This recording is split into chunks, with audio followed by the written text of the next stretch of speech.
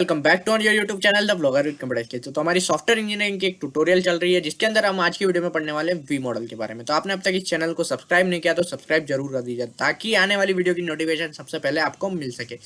तो V model को हम वेरिफिकेशन एंड वैलिडेशन मॉडल भी कहते हैं। तो वेरिफिकेशन मतलब क्या होता है भाई साहब ये भी समझेंगे, और वैलिडेशन मतलब क्या होता है इस फंडे को भी हम यहाँ पर समझेंगे, क्योंकि सारी चीजें जब तक हमें क्लियर नहीं होगी जब तक हम थोड़ा कंफ्यूजन में ही रहने वाले हैं। तो वेरिफिकेशन क्या होता है? तो वेरिफिकेशन जब हम कोई भी सॉफ्टवेयर को डेवलप करते हैं, तो जब हम स्टेप बाय स्टेप काम करते हैं, तो फर्स्ट स्टेप हमारी कंप्लीट हो गई तो उसको हम वहां पर चेक करते हैं कि ये हमारी फर्स्ट स्टेप पूरी ठीक है या नहीं है, तो वो हो गया हमारा वेरिफिकेशन। और उसी के बाद हम वैलिडेशन किसे कह सकते हैं? तो जब हमारा प्रोजेक्ट पूरा कंप्लीट हो जाता है या हमारा सॉफ्टवेयर पूरा कंप्लीट हो जाता है तो हम उसे चेक करते हैं वहां पर कि हमारा सॉफ्टवेयर पूरा ठीक है, हमने जिस हिसाब से एसआरएच डॉक्यूमेंट बनाया था उस हिसाब से पूरा प्लानिंग के हिसाब से हमारा काम हुआ है या नहीं। ये एक हमारा हो गया वैलिडेशन। तो इसे हम बोलते हैं वेरिफिकेशन एंड वैलिडेशन मॉडल। तो जो हमारा वी मॉडल रहता है इसे हम वी शेप मॉडल भी कहते हैं। साथ ही में जो हमारा रहता है ये पूरा एकदम फेस बाय फेस काम करता है, जिससे हमारा एचडीएलसी मॉडल काम करता है। जब तक हमारा पहला फेस कंप्लीट नहीं होगा तब तक हम हमारे अगले फेस में नहीं पहुंच सकते। ठीक है, ये मॉडल एकदम सिक्वेंशियल मॉडल की तरह ही काम करता है, मतलब सिक्वेंशियल डिजाइन की तरह ही काम करता है, जैसे हमारा वाटरफॉल हमारा काम करता था।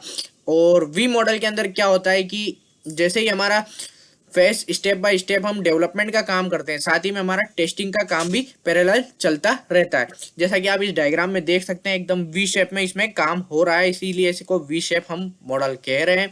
और मैंने बोला कि पैरेलल ही काम हो रहा है। तो पैरेलल कैसे काम हो रहा है? जैसे कि मान लीजिए हमने यहाँ पर किसी डेवलपर ने यहाँ पर रिक्वायरमेंट ली, तो रिक्वायरमेंट का भी यहाँ पर हमारा टेस्टिंग साथ में पैरेलल चल रहा है। वैसे ही फिर रिक्वायरमेंट के बाद हम एसआरएच डॉक्यूमेंट बनाते हैं तो उसकी भी यहाँ पर फिर टेस्टिंग होती है। उसी के बाद फिर मान लीजिए हमने डिजाइन तैयार की तो डिजाइन की भी यहाँ पर टेस्टिंग होगी।